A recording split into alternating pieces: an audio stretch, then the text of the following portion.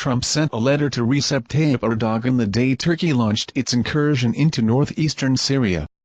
In this letter, Trump said, "Dear Mr. President, let's work out a good deal. You don't want to be responsible for slaughtering thousands of people, and I don't want to be responsible for destroying the Turkish economy, and I will. I've already given you a little sample with respect to Pastor Brunson. I have worked hard to solve some of your problems. Don't let the world down. You can make a great deal. General Meslim is willing to negotiate with you, and he is willing to make concessions that they would never have made in the past.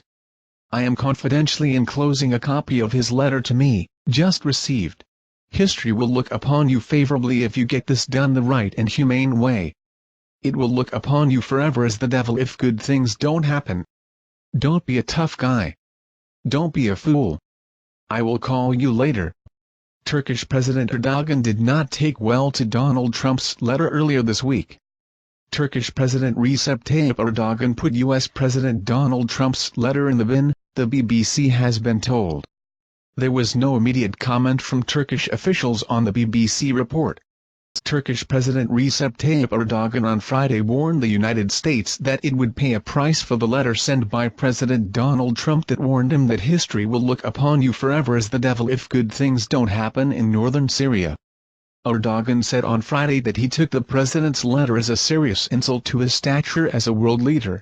As reported by the BBC's John Sopel, Erdogan called out the president's letter for being out of line with standard diplomatic protocol, and he suggested his country would not forget how the president showed them such little respect. When the time comes, necessary steps will be taken, the Turkish president said, according to Sopel. John Sopel said on Twitter, "Wow." Erdogan tells news conference the letter sent by Donald Trump telling him not to be a tough guy wasn't in line with diplomatic or political customs.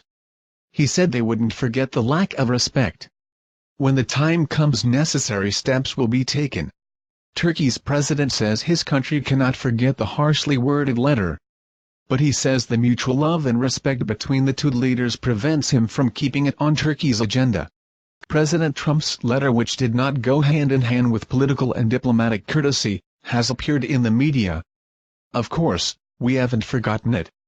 It would not be right for us to forget it. The Kremlin questioned the letter's tone. You don't often encounter such language in correspondence between heads of state.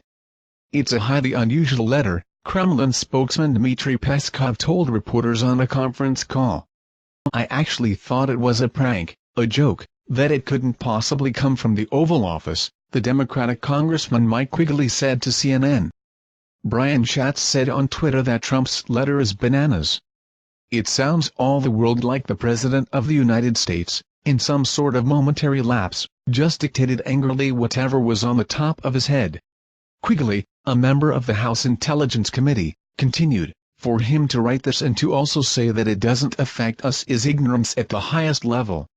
According to The Guardian, the release of the letter came on the heels of an overwhelming House vote to condemn Trump's troop withdrawal from Syria.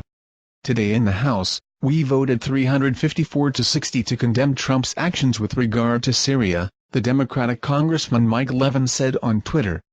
Also, this letter is an embarrassment to the office. It also came out on the day of a heated White House meeting that ended with Trump allegedly calling the House Speaker, Nancy Pelosi, a third-rate politician, and Pelosi saying, "I pray for the president all the time. I think now we have to pray for his health." This was a very serious meltdown on the part of the president.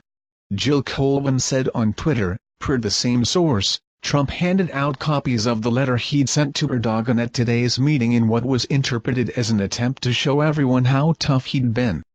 These words on White House Stationery 6 should embarrass all Americans, but Trump's confidential enclosure of the SDF commander's letter will give our allies even less reason to trust America, said Ned Price, a former CIA officer and National Security Council spokesman.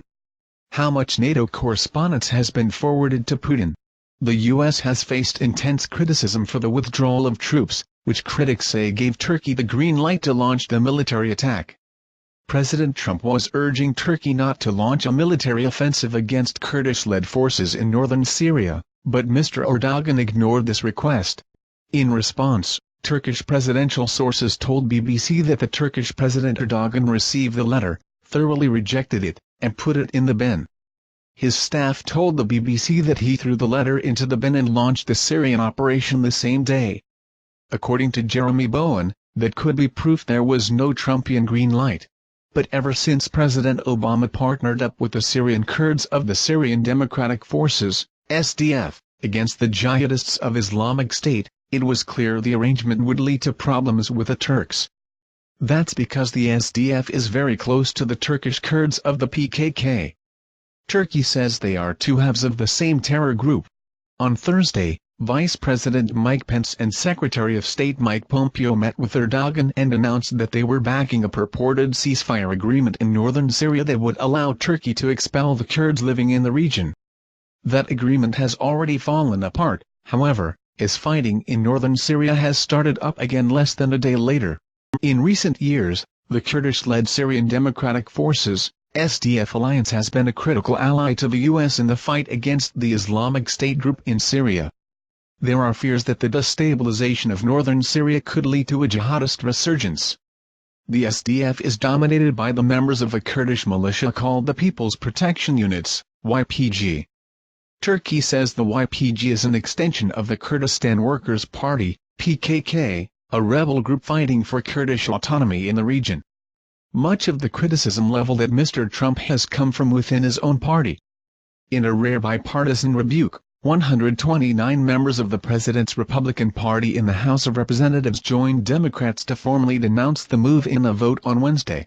The joint resolution, which also called on President Erdogan to immediately cease military operations against Kurdish-led forces, was voted in by 354 to 60. House Speaker Nancy Pelosi also held an apparently explosive meeting with President Trump on the issue, which led to her and Senate Minority Leader Charles Schumer walking out of the room. Republican leaders said Ms. Pelosi's behavior was unbecoming, and criticized her for storming out. Ms. Pelosi and Mr. Trump also each accused the other of having a meltdown, with the president later tweeting a photo of their confrontation.